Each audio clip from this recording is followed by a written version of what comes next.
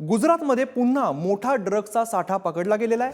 पोरबंदरमध्ये 3,300 kilo drugs हे जप्त करण्यात आलेलं आहे। एटीएस एनसीबी तटरक्षक दलाच्या कारवाईमध्ये 5 जण आता अटकेत आहेत।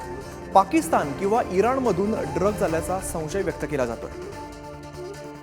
तर गुजरातमधूनही आपण मोठी बातमी बघतोय। गुजरातमध्ये पुन्हा एकदा मोठा ड्रग्जचा साठा पकडण्यात आलेला आहे।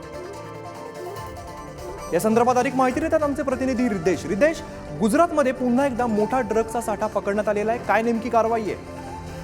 नक्कीच आपण पाहिलं याआधी देखील गुजरातील पोर्टमध्ये पोलिसांकडून व तसेच एनसीबी असेल व इतर जे सेंट्रल एजन्सी त्यांच्याकडून असाच मोठा ड्रग्जचा साठा हा जप्त करण्यात आला होता। आणि आता पुन्हा गुजरातमधील पोरबंदर येथे एटीएस एनसीबी आणि भारतीय तटरक्षक दलांनी एक संयुक्त मोठी कारवाई केली आहे। या कारवाईत त्यांनी इराणी आणि पाकिस्तान असलेल्या संशय असलेल्या 5 क्रू मेंबरला 3,300 किलो ड्रग्जसह अटक केली आहे।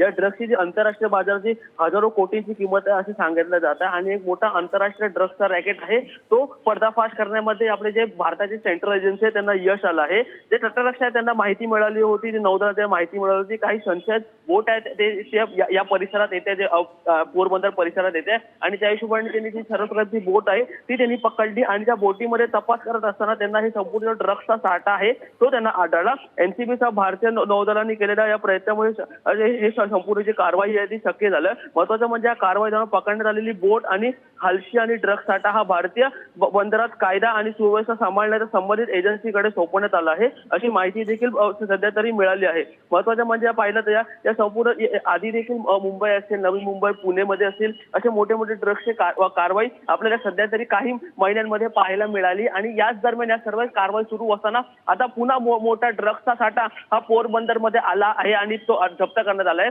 महत्वाचा म्हणजे सध्या तरी हाच प्रश्न उपस्थित होत आहे की भारतामध्ये एवढ्या मोठ्या प्रमाणात जो ड्रग्जचा साठा येत असेल मग महाराष्ट्रात तो ड्रग्जचा साठा असेल, ज्यात मुंबई असेल, मग पुण्यामध्ये आता रिसेंटली जे संपूर्ण ड्रग्जची कारवाई असेल, मग नवी मुंबईमध्ये नवी दिल्लीमध्ये जे ड्रग्जची कारवाई करण्यात आली होती, संपूर्ण जो ड्रग्जचा साठा आहे तो पोरबंदरवरूनच येतो का असं सध्या तरी खूप मोठा प्रश्नचिन्ह या कारवाईतून उपस्थित होतोय। नक्कीच रिद्देश, खरं तरी मोठी कारवाई म्हणावी लागेल। धन्यवाद तुम्ही दिलेल्या सगळ्या माहितीसाठी।